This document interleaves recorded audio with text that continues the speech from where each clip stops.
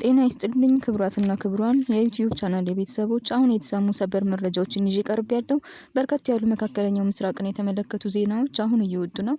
ዩቲዩብ ላይ ዜናዎች ሲጫኑ ኖቲፊኬሽን እንዲደርሳችሁ የዩቲዩብ ቻናሉን ሰብስክራይብ በማድረግ የደውል ምልክቷን መጫን አይዘንጉ። ወደ ዜናዎቹ እንለፍ። አሜሪካ በኢራን የኒውክሌር ተቋማት ላይ ታሪካዊ ያለችውን የአየር ጥቃት መሰንዘሯን ተከትሎ ኢራን ለከፍተኛ በቀል ራሷን እያዘጋጀች ነው። አሜሪካ ለዜጎቿ የኢራን ኢላማ ልትሆኑ ስለምትችሉ ተጠንቀቁ ስትል አሳስባለች። ጅቡቲን ጨምሮ በርካታ የአሜሪካ የጦር ሰፈሮች የሚገኙባቸው ሀገራት በኢራን ሚሳኤል ሊመቱ እንደሚችሉ ተገልጿል። እስራኤል ለሁለተኛ ቀን በትላንቱ የአሜሪካ ጥቃት ደስታዋን እየገለጸችም ትገኛለች። ወደ ሌላ ርዕስ ስናልፍ ከእስራኤል ያልተጠበቀ ዜና ተሰምቷል። ይኸውም እስራኤል ከዚህ ቀደም ጦርነቱ ለዓመታት የተዘጋጀውበት ነው፣ ገና ይቀጥላል፣ በርካታ ጉዳዮች አሉኝ ስትል ትላንት ማሳወቋ አይዘነጋም። ነገር ግን በዛሬው ዕለት የአሜሪካው ተነባቢ ጋዜጣ ዊል ስትሪት ጆርናል እስራኤል ጦርነቱ በአጭሩ መቋጨት እንደምትፈልግ ዘግቧል። የእስራኤል የአየር ኃይል መከላከያዎች መዳከማቸውና የኢራን ጥቃቶች እየበረቱ መምጣታቸው በእስራኤል መንግስት በኩል ጦርነቱ በአጭሩ እንዲቋጭ ውሳኔ እንደተላለፈበት ተነግሯል። ከእስራኤል የቅርብ ባለስልጣናቶች በኩል የሰማውን ዜና ዘግቧል። ከሰበር ዜና ስናልፍ ዶናልድ ትራምፕ የኢራንን ኒውክሌር ለሁለተኛ ጊዜ ደብድቤያለሁ አሉ። ራሽያ በበኩሏ ኒውክሌሩን ለኢራን ልትሰጥ እንደምትችል አስጠንቅቃለች። አሜሪካ በበኩሏ ቻይናን ለአማላጅነት እየተማጸነች ነው። የትራምፕ ኒውክሌር ድብደባ ለእስራኤል ያልታሰበ መዘዝ ይዞ መጥቷል። ኢራንም ከፍተኛ የሚባለውን ውሳኔ ወስናለች። የዓለማችን የነዳጅ ንግድ 20% መተላለፊያ የሆነውን የሆርሙዝ ወሽመጥ ለመዝጋት ውሳኔ ላይ ደርሳለች። አሜሪካ እንዳትሞክረው ስትል አስጠንቅቃለች።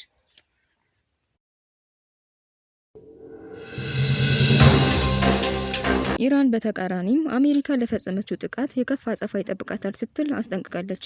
የኢራን አብዮታዊ ዘብ ኃይል ቃል አቀባይ ኢብራሂም ዞርፋጋሪ አሜሪካ በቀጥታ በጦርነቱ ውስጥ እጇን አስገብታለች፣ ለዚህም የእጇን ታገኛለች ሲሉ ዝተዋል።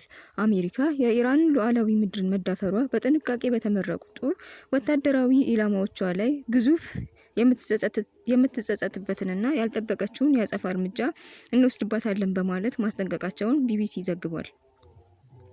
ቃል አቀባዩ አክለውም በኢራን ፎርዶ፣ ናታንዝ እና ኢስፋን በሚገኙ 3 የኢራን ቁልፍ የኒውክሌር ማበልጸጊያ ማዕከላት ላይ የተሳኩ ጥቃቶችን መሰንዘራቸውን ያስታወቁት ፕሬዝዳንት ዶናልድ ትራምፕ ጦርነቱን ጀምረውት ይሆናል፣ የምንጨርሰው ግን እኛ ነን ሲሉ ዛቻቸውን በቀጥታ ለትራምፕ ልከዋል።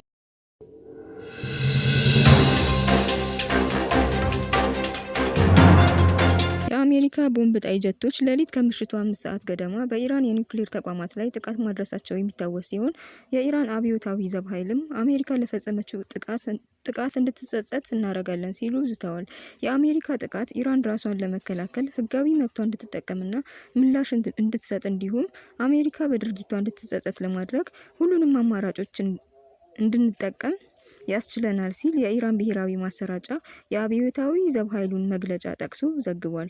በመካከለኛው ምስራቅ የሚገኙ የአሜሪካ የጦር ሰፈሮች ቁጥር፣ ቦታና ስፋት የአሜሪካ ደካማ ጎኖች ናቸው ሲል የጠቀሰው መግለጫው የኢራን አብዮታዊ ዘብ ከዚህ ባለፈ የእስራኤልን መሰረተ ልማቶች ስትራቴጂካዊ ጠቀሜታ ያላቸውን ተቋማት ማጥቃቱን እንደሚቀጥልም ገልጿል።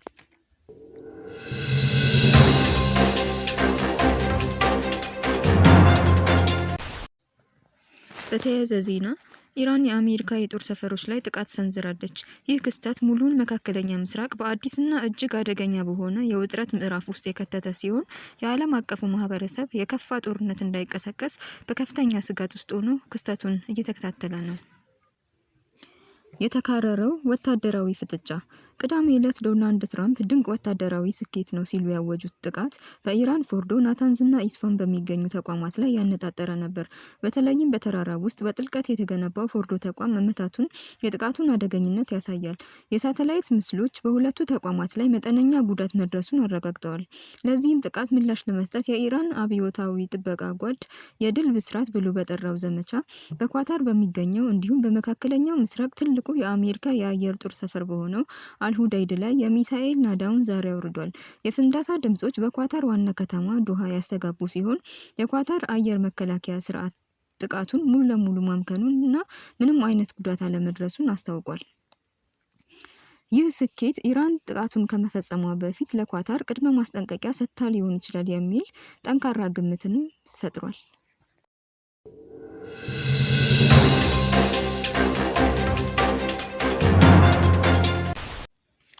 የኳታር አጣብቂኝ። ኢራን ጥቃቱ በወንድም ኳታር ላይ ያነጣጠረ እንዳልሆነ ብትገልጽም የኳታር መንግስት ድርጊቱን የሉዓላዊነት ጥሰት ሲል አጥብቆ አውግዞታል። ይህ ክስተት እንደ ኳታር ያሉ የአሜሪካ የጦር ሰፈሮችን ያስተናገዱ ነገር ግን ከኢራን ጋር ጥሩ ግንኙነት ያላቸውን ሀገራት የገቡበትን ውስብስብ አጣብቂኝ ያሳያል።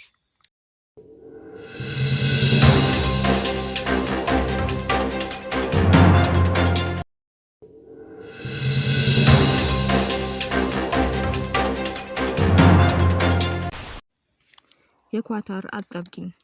ኢራን ጥቃቱ በወንድም ኳታር ላይ ያነጣጠረ እንዳልሆነ ብትገልጽም የኳታር መንግስት ድርጊቱን የሉዓላዊነት ጥሰት ሲል አጥብቆ አውግዞታል። ይህ ክስተት እንደ ኳታር ያሉ የአሜሪካ የጦር ሰፈሮችን ያስተናገዱ ነገር ግን ከኢራን ጋር ጥሩ ግንኙነት ያላቸውን ሀገራት የገቡበትን ውስብስብ አጣብቂኝ ያሳያል። የኢራቅ ስጋት። ኢራቅ በተመሳሳይ ስጋት ውስጥ ትገኛለች። መንግስቷ በአንድ በኩል በግዛቷ የሚገኙትን የአሜሪካ ወታደሮች ለመጠበቅ ስምምነት ያለበት ሲሆን፣ በሌላ በኩል ደግሞ ከኢራን ጋር የተቆራኙ ኃይለኛ የታጠቁ ቡድኖች በአሜሪካ ላይ ዛቻ እያሰሙ ነው፣ ከዛው ከኢራቅ ሆነው። የትራምፕ ውሳኔ በአሜሪካ ፖለቲካ ውስጥ ክፍፍልን ፈጥሯል። የሪፐብሊካኖች ድጋፍ የምክር ቤቱ አፈ ጉባኤ ማይክ ጆንሰንን የመሳሰሉ የሪፐብሊካን መሪዎች ጥቃቱን ወሳኝ እርምጃና የአሜሪካ ትቅደም ፖሊሲ በተግባር የታየበት ነው ሲሉም አንቆለጳጵሰውታል።